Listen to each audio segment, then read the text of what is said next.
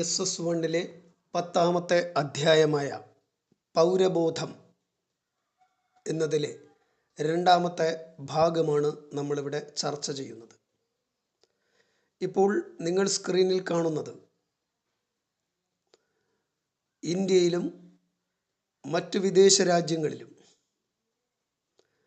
സ്വന്തം മാതൃകാ പ്രവർത്തനങ്ങൾ കൊണ്ട് ലോകശ്രദ്ധ പിടിച്ചുപറ്റിയ ഉത്തമ വ്യക്തിത്വങ്ങളുടെ ചിത്രങ്ങളാണ്. ഇവർ സ്വന്തം പ്രവർത്തന മേഖലയിൽ നിസ്വാർത്ഥവും അർപ്പണ മനോഭാവവും കൊണ്ട് പേരുണ്ടാക്കിയ വ്യക്തികളാണ്.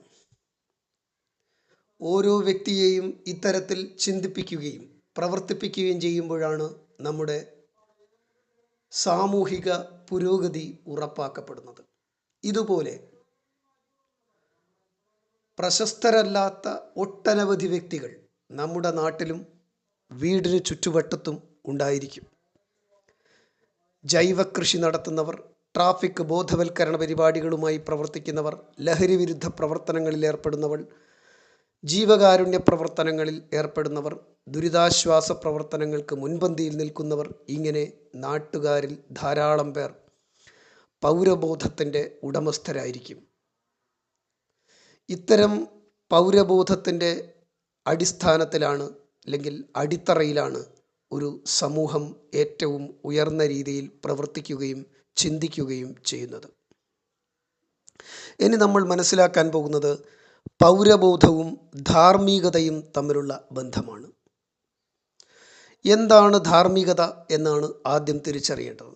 നന്മ തിന്മകൾ തിരിച്ചറിഞ്ഞ് നന്മയെ സ്വീകരിക്കുകയും കടമകൾ ഉത്തരവാദിത്വത്തോടെ നിർവഹിക്കുകയുമാണ് ധാർമ്മികത എന്നതുകൊണ്ട് അർത്ഥമാക്കുന്നത്. അതുകൊണ്ട് മനുഷ്യജീവിതത്തിൻ്റെ എല്ലാ തലങ്ങളിലും ധാർമ്മികത നമ്മൾ പാലിക്കേണ്ടതുണ്ട്. ധാർമ്മികത പൗരബോധത്തെ സഹായിക്കുകയാണ് ചെയ്യുന്നത്. എന്നാൽ അധാർമിക പ്രവർത്തനങ്ങൾ പൗരബോധത്തെ ഇല്ലാതാക്കുന്നു.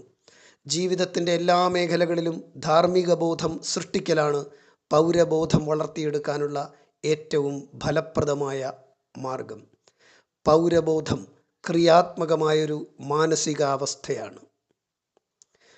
ഇപ്പോൾ നിങ്ങൾ സ്ക്രീനിൽ കാണുന്ന പട്ടിക വായിച്ച് മനസ്സിലാക്കി പൂർത്തിയാക്കുക.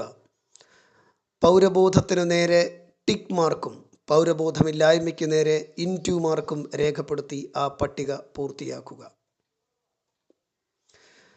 മറ്റൊരു പ്രധാന ഭാഗം നമ്മൾ ഈ ചാപ്റ്ററിൽ മനസ്സിലാക്കാനുള്ളത് പൗരബോധം നേരിടുന്ന വെല്ലുവിളികൾ, ആ വെല്ലുവിളികളെ നമുക്കെങ്ങനെ മറികടക്കാം എന്നതാണ്.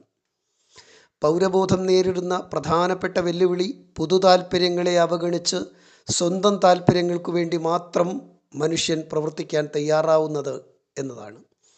ഇവയെ നേരിടാൻ പ്രധാനപ്പെട്ട മാർഗങ്ങൾ എന്തെല്ലാമെന്ന് സ്ക്രീനിൽ ശ്രദ്ധിച്ച് വായിച്ച് മനസ്സിലാക്കുക. വിദ്യാർത്ഥികൾ എന്ന നിലയിൽ നമുക്കും പൗരബോധ പ്രവർത്തനങ്ങളിൽ നേരിട്ട് ഇടപെടാം. നല്ല സാമൂഹ്യ വ്യക്തിത്വങ്ങളായി വളർന്നു വരാൻ വിദ്യാർത്ഥിയായിരിക്കെ നമുക്ക് ഇത്തരം പ്രവർത്തനങ്ങളിൽ പങ്കാളികളാവാം. സ്ക്രീനിൽ ശ്രദ്ധിക്കുക. ഇത്തരം പ്രവർത്തനങ്ങളിൽ എന്നും പങ്കാളിയാവുമെന്ന് ഉറപ്പു നൽകുക. സാമൂഹ്യശാസ്ത്ര പഠനം പൗരബോധം വളർത്തുന്നതിൽ, രൂപീകരിക്കുന്നതിൽ എന്തെല്ലാം പങ്കുവഹിക്കുന്നു എന്നതാണ് അടുത്ത ഭാഗത്ത് ചർച്ച ചെയ്യുന്നത്. മനുഷ്യനും സമൂഹവുമായി ചേർന്ന് നിൽക്കുന്ന പഠന മേഖല എന്ന നിലയിൽ സാമൂഹ്യശാസ്ത്ര പഠനം ഓരോ വ്യക്തിയിലും സമഗ്രമായ മാറ്റം വിഭാവനം ചെയ്യുന്നു. പൗരബോധ രൂപീകരണത്തിന് സാമൂഹ്യശാസ്ത്രം എങ്ങനെയെല്ലാം പ്രയോജനപ്പെടുത്താം? സ്ക്രീനിൽ ശ്രദ്ധിക്കുക, വായിച്ചു മനസ്സിലാക്കുക.